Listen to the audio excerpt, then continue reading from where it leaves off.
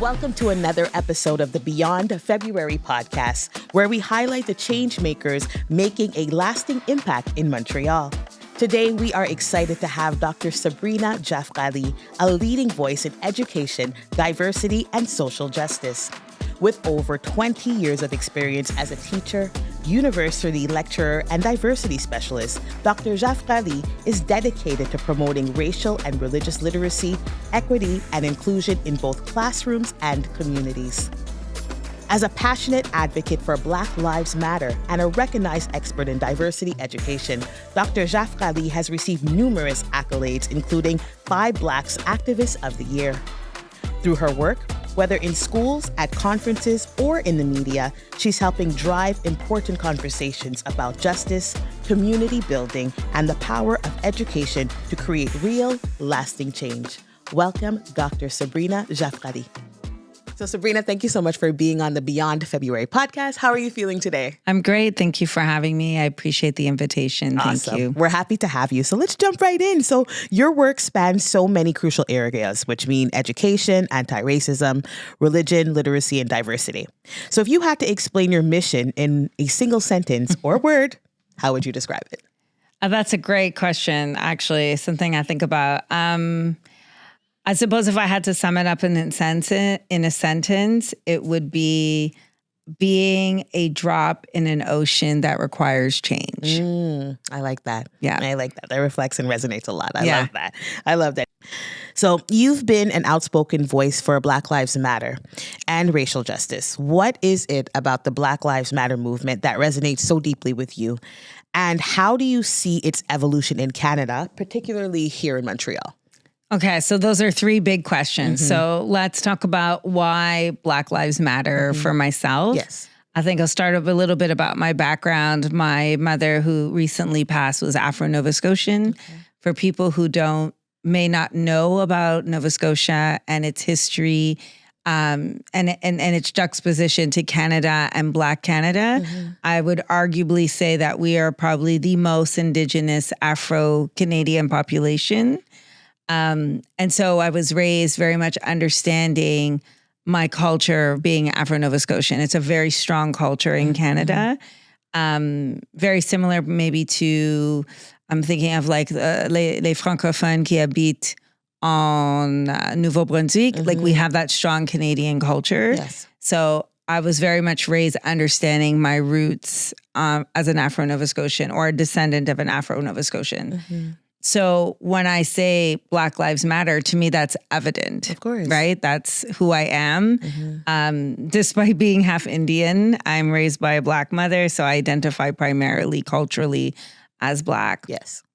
And so I think people don't understand in Canada, when we say Black Lives Matter, is because we are the diaspora people of African descent. We suffer from fragmented culture. For those of us who had the privilege of growing up in Africa or being able to trace our heritage, they have a longevity that we don't. So when people think of us in Canada, they often refer to Oliver Lejeune or whatever kind of shenanigans that come up. But we actually have a really strong, long history. And this is quite important. So my life matters. Of course. You know, the life of my people matter. The life of my students matter. Yes. And that doesn't negate anyone else's life. And I think that's a big misconception we have in the Black Lives Matter movement. Well, Blue Lives Matter, all lives matter. And I think that's like literally the manifestation of ignorance. Because if you cannot have the life of a Black body matter, then in fact, humanity can't matter. And we've actually been repeating Black Lives Matter for a very long time. If you look at Nina Simone and Strange Fruits, Black Lives Matter. If you look at, Malcolm X and Dr. King, if you look at Richard Lord, who was a local Montreal Black man who played hockey. If you look at Debbie Weaver, who grew up on homesteads in Edmonton, their lives matter. So it's a very big sentence for me.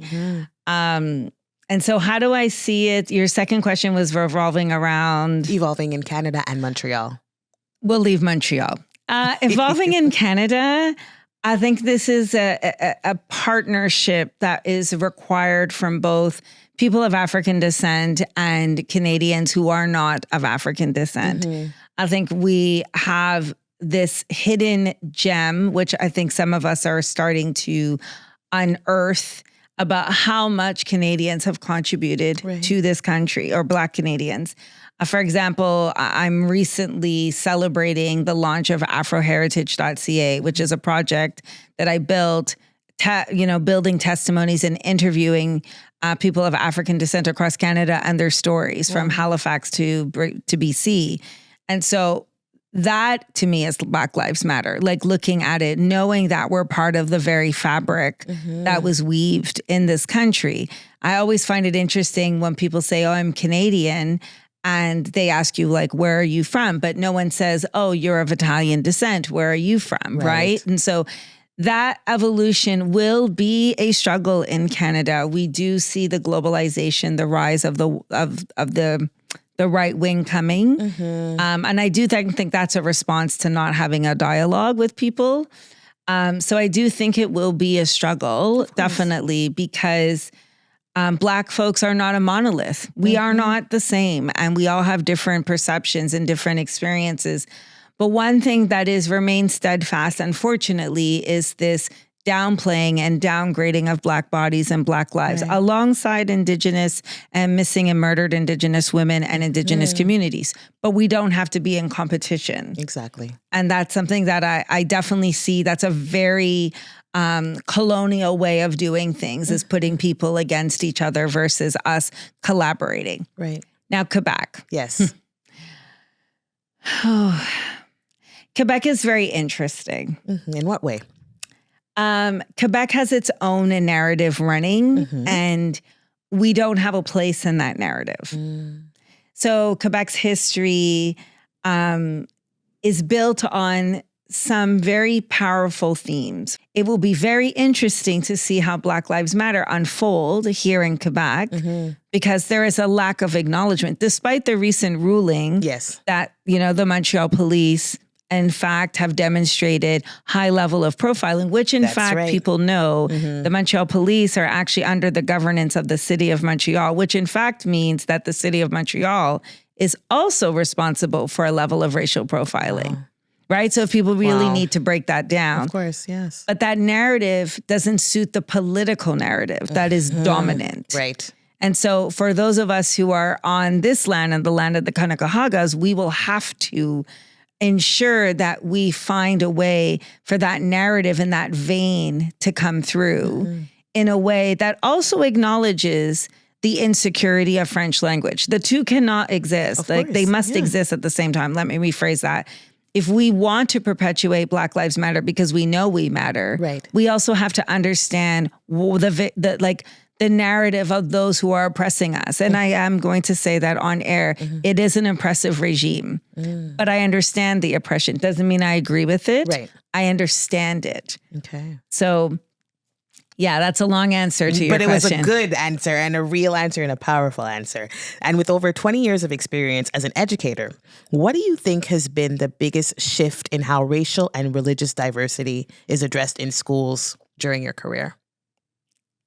The question begs the answer that there is a shift. I would answer there may not be a shift. There could be a shift, but not in the positive shift that we would like. So let me preface this by saying that I'm an Anglophone teacher, meaning I'm in an Anglophone school system in Quebec. Okay. So I can only speak to those experiences. I will say, though, Bill 101 has taken care of the inability for folks who come here to go into the systems they want, which again is part of the continuity of French language, which I understand. But again, lacks collaborative. It's the collaboration is absent. So speaking from an Anglophone perspective in an Anglophone school system, I think there's a desire to be diverse. There's a desire to be walking the talk, but the efforts that are put forward is not where we need it to be. So those who know, maybe those who are listening, who know a little bit about school boards and Anglophone school boards, they're often portrayed as sort of like the Davids in the Goliath story in Quebec. Okay. However, David has his own flaws. If you know the biblical story of David, David had his own flaws, like chasing after Bathsheba and everything. So let's just say we're in the same scenario here. So as much as I appreciate the Davids of the school boards, they themselves have big flaws. And one of those flaws is the lack of recognition of the diversity. So they receive the diversity because of Bill 101, right?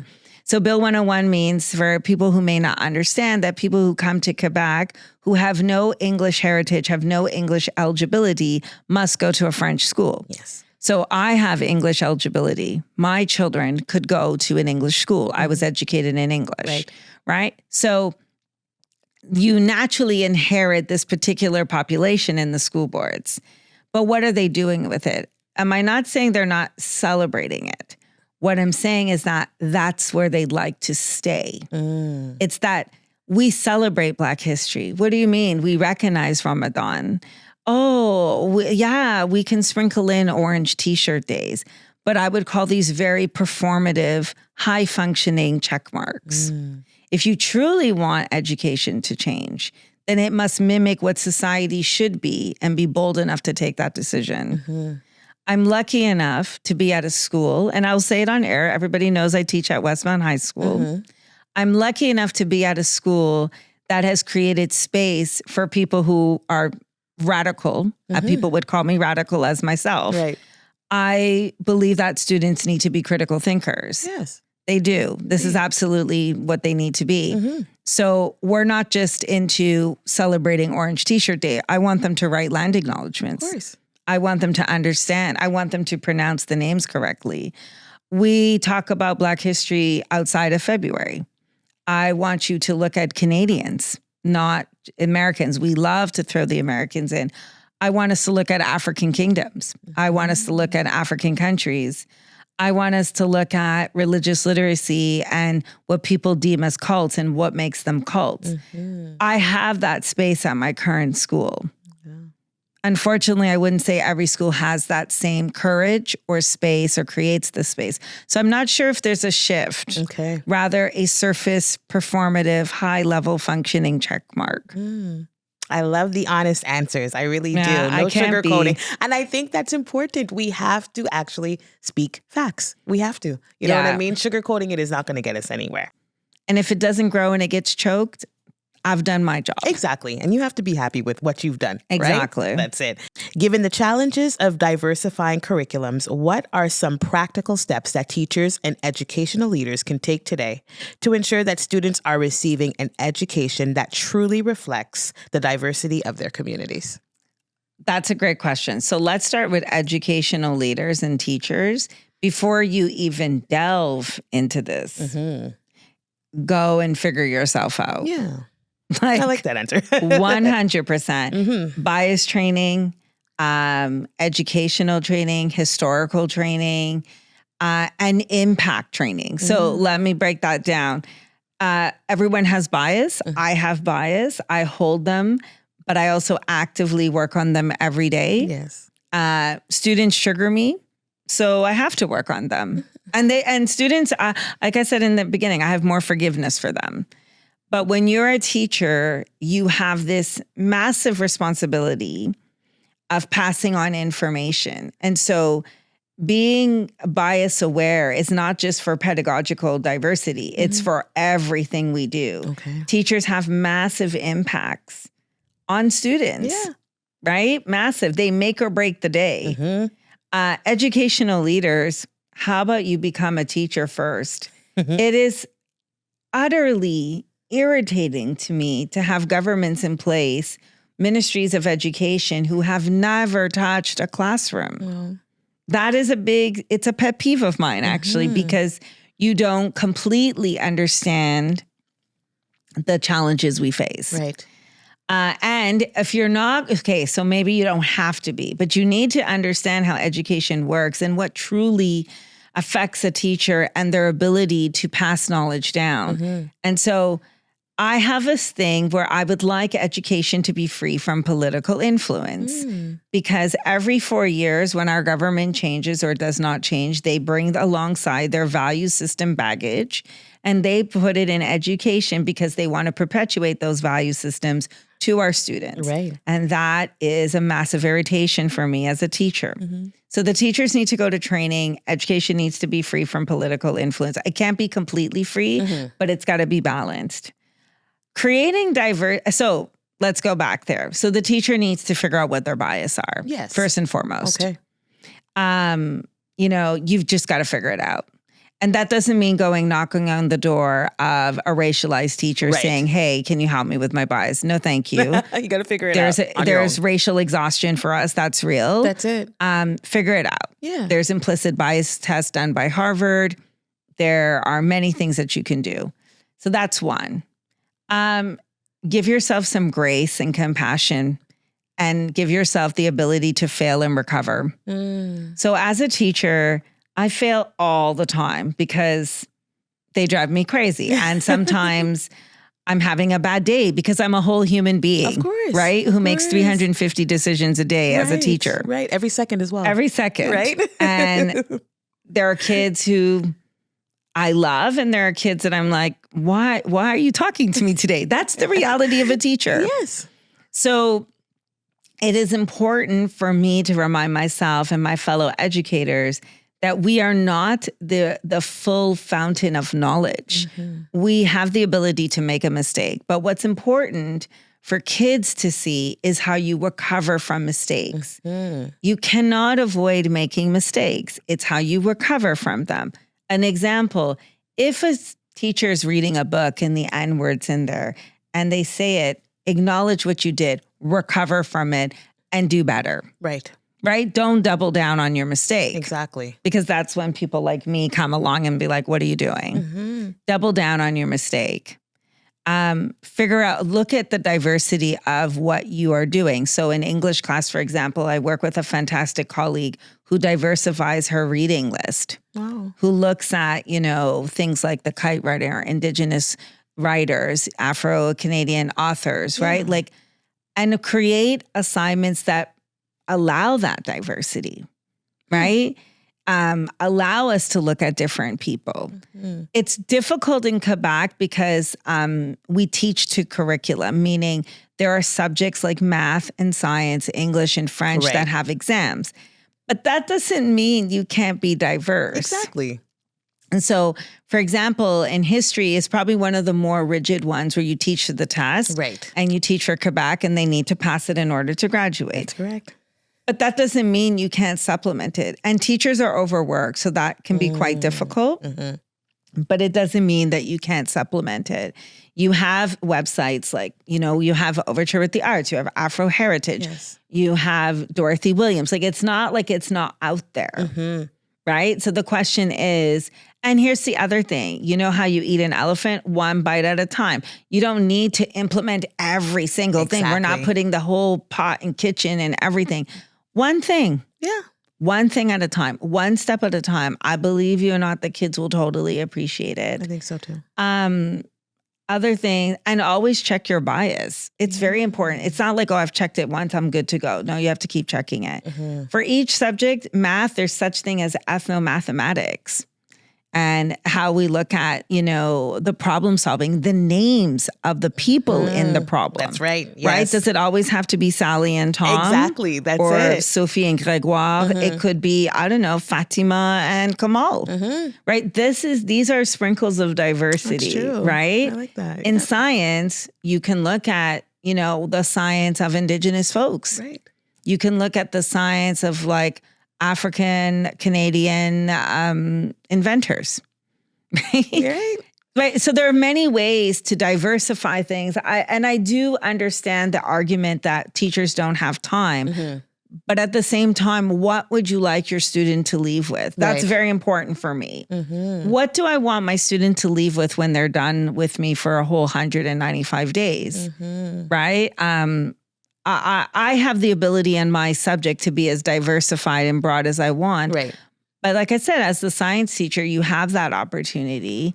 you have that opportunity in French. You have that opportunity in English. You know, we have, George Eliot Clark. we have people here. It just takes those little efforts. Something as simple as changing the names in the problem. Wow. It's that simple. That's very impactful, as you said. And I'm like, yeah, actually, you're right. Just changing them. Because we always see the same names. You're right. Sally had 5 apples. It's kind of like, okay. Yeah. Yeah. Growing up, we always hear that. You can definitely change the names. Yeah. There's many more names to it use. could be, I'm trying to think. It could be Maham had 5 apples. Exactly. Right. The imagery. That's right. Exactly. Right. That there's also the imagery. So for those of us who plan our curriculum, like create the slide decks and the lesson plans, you have a choice to choose the images, right? You have a choice to choose the images. And so not only do I teach high school, but I teach pre-service students at McGill. And these are things I look for. Wow. When I tell them I'm looking for the diversity, I think they're like, oh yeah, it's the learning. No, I'm looking for the package. The whole thing. I'm looking for the diversity of images. I'm looking for the names, because the number one thing all human beings want is to belong. That's right. And statistically, Black Canadian students, Quebec students don't feel like they belong. They have no ownership in the system. Okay. Statistically, we know this. The research shows us this. Despite the fact that Quebec doesn't take race-based data, Right. we have evidence. Like Dr. Tia Collins is a great researcher whose whole PhD was on the Black student experience in Quebec. 51% of our students are dropping out because they've had trauma with a teacher. Wow. And then that even granulates further when it comes to Black boys. Ooh. So the data is there. Of course. And it could be like changing the name to Malik, seeing an image, a positive image. Of course. Of course. So those are some of the tips I would suggest. I love that. I love that. On offer for me. I love that. I love that. If you could wave a magic wand and change one thing about how we approach racial and religious literacy in Canada, what would it be? One thing. Yes. Wave the wand. Yes. Oh, I have this weird thought in my head. Okay, one thing I would change. I would have, this is going to sound odd. People might hate me for this on the podcast. I would allow people to see who people are in their full identity. Ooh, now that is something. Yeah, because, there's those, I don't see color. I just see the friendship. Yes. You need, so let me be clear with these statements, right? When people say, I don't see color, I get what you're trying to say. You're trying to say, I see the person as a human being. Right. But if you want to see them as a human being, you also have to understand the impact of their identities. But when we say, I want you to see color, I don't mean I want you to only see my color. Right. Right? So there has to be this, that's what I mean. If I had to wave a wand for racial justice and religious literacy, it's that ability to see our full humanity and all of our intersecting identities. Because we don't, right? We're really not good at understanding people's identity and how they travel in the world. And this is very big for me, right? When I look at students, I see all the multiple little identities in their head, but I also see all the little multiple identities I have and how we interact and negotiate. But my school is a safe space. When you go out into the world, I think we fail to understand how people's multiple identities go up in certain cases and go down. Yes. So I'm a Canadian, born and raised, but when I go to Africa, my Canadianness is a privilege. It's an intersecting identity that people look at me, right? And so when I come back to Canada, that identity goes down. And the identity that now people see is, oh, there's the Black girl. Right. And that identity actually dominates my whole experience. I've never consented to that identity dominating my experience. I've got you. Yes. Right? I've been racialized. I've never asked to be racialized. Right. So if I could wave a wand, it would be for us to fully see each other in all of our identities. Yeah. Wow. That would be very powerful, different. That would change a lot of things. Yeah. Do you know how powerful that is if we were actually able to see each other like that? Yeah. Yeah. Wow. Wow, that's big. Lastly, finally, Sabrina, what's next for you? What projects, ideas, or causes are you most excited to dive into in the next coming months and years? That's a great question. I actually am waiting for that to come to me. Okay. I mean, look, like I said, building Afro heritage was a blessing, a very hurtful blessing, a love project. And if you permit me, I'll explain that. And Yes. that's definitely like some next steps for me. So, if you know people from Nova Scotia, they ask you two questions. They're very famous for it. Where are you from? Who's your peoples? Okay. And my mother used to ask, anytime I met a student at school who happened to be Nova Scotian, I would be like, oh, you're Nova Scotian. My mom would say, where are they from and who are their peoples? And my mother literally could trace their family. Wow. Right? So this was a skill. And I was like, this is a very strange thing, right? Like, who knows that? And Caribbean, but we have it as people of African descent because we're so desperate to unfragment our history. So we know that. It's an oral history, which is also part of our cultures. So an opportunity came up from Heritage Canada to develop a project. And it was based on those two questions. Where are you from and who are your people? And so I wanted to know what the contributions were of Afro-Canadians in this province because, like I said, I am a 10th generation Canadian. It's not, people aren't satisfied until I say, you have a Guyanese dad. Oh, there's the immigrant part, right? No, I'm really sorry, but like we go way back. Way back. Right. So it was based on those two questions. Where are you from and who are your people? Because if you've ever had the chance to go to Nova Scotia, I don't know if you have. Not yet. Nova Scotia is this province that is fiercely protective of their Afro identity. We all know our peoples. It's amazing. So I built the project around this. Unfortunately, my mom passed while the project was ongoing a year and a half ago. Thank you.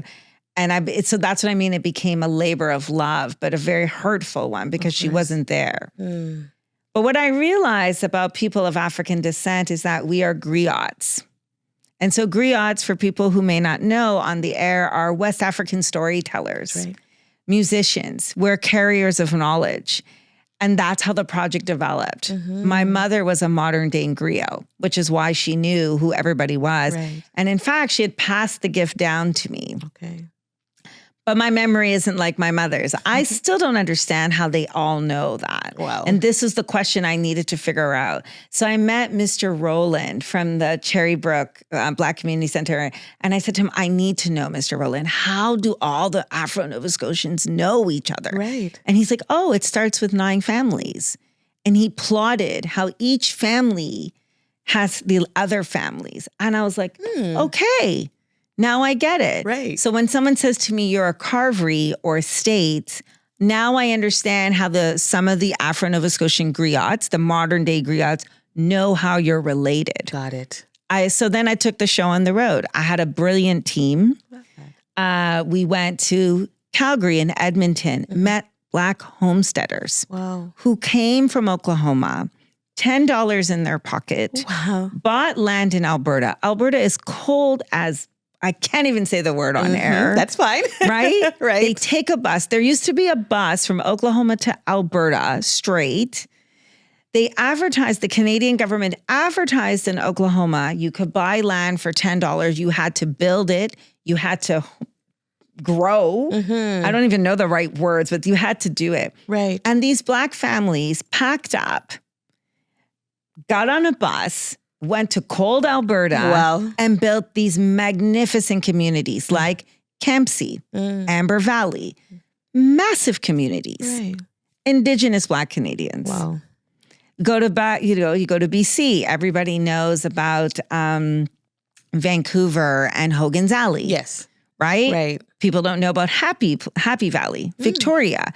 The governor of BC invited, not enslaved and kidnapped, invited Black folks to settle in Happy Valley in Victoria, BC. Right? So Afro heritage made me full of pride. Beautiful. With these stories. Montreal is also one of the places on the website. We interviewed people like Annie Rockhead. So for those of you, actually, it's been torn down, Rockheads.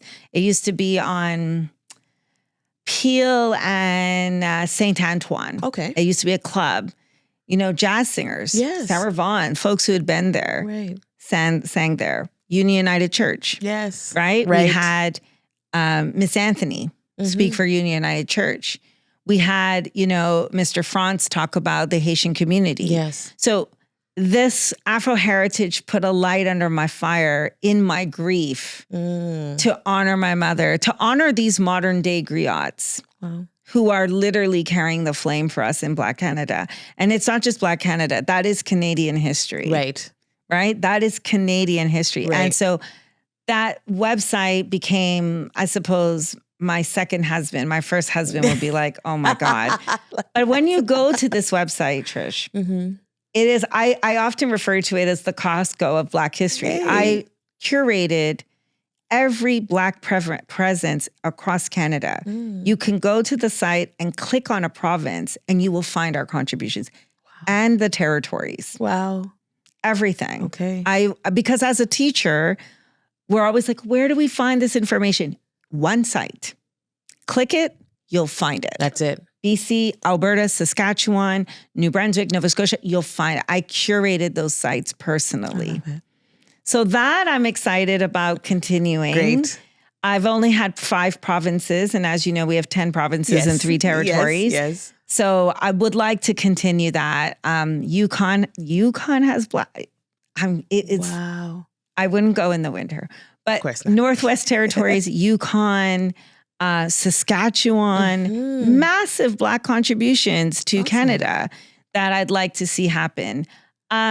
So that's one big thing because I think that came to me in a dream, by the way. Oh, that's awesome. Okay. Yeah. The best way, actually. Yes. On another note, the kids are like, oh, we hate when Jafralie dreams because I come up with good assignments. Okay. But that came up as a dream. It was a legacy. It's my gift to education as I begin to wind down in my career. Right.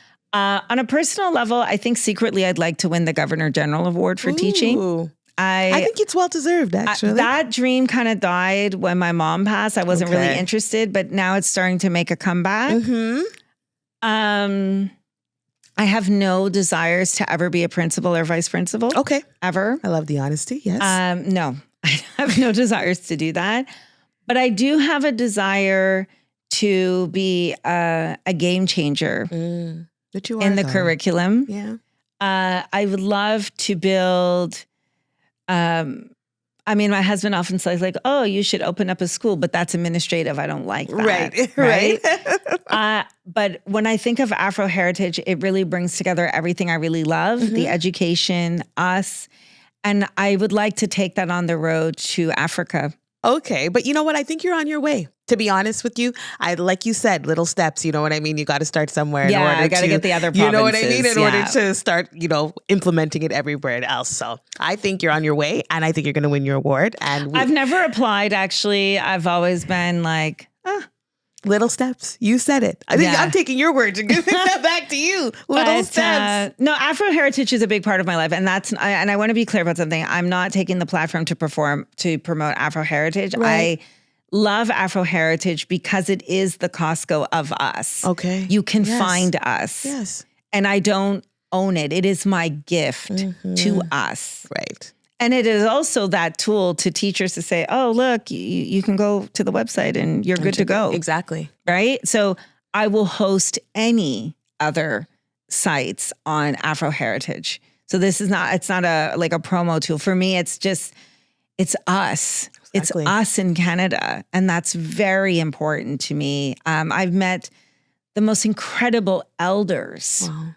Incredible elders. The Clark sisters. I have to shout them out. The most incredible 2 lovely human aunties ever. I love them. I love them. They love me. I love them. I can see why they love you. You know if what you I go, mean? Definitely. Anybody who's listening, take a trip to Clarksburg, Ontario. Oh my gosh. They have a live outdoor museum of the Underground Railroad and folks. they gave me my own personal tour. That's amazing. Pictures. We keep in touch. They are the most aunties, lovely human beings. That is so amazing. Clarksburg. It's such a small little town. I technically think that the town next to it might be our own very version of a sundown town. Oh. If anybody knows what a sundown town is, I mean, like, don't go there after dark. Exactly. I'm like, the Clark sister, they do it by their own hands, their own money. Wow.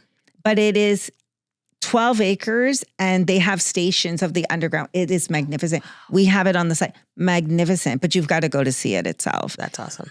Governor General Award. And honestly, I would love to leave this planet knowing that I was a drop in the sea of change. That's really a big thing for me. I think you already are, and that's why you're here on the Beyond February podcast. I think you already. We thank you for coming and sharing your story. We appreciate you so much. Make sure you guys watch the next one. Sabrina Jafralie.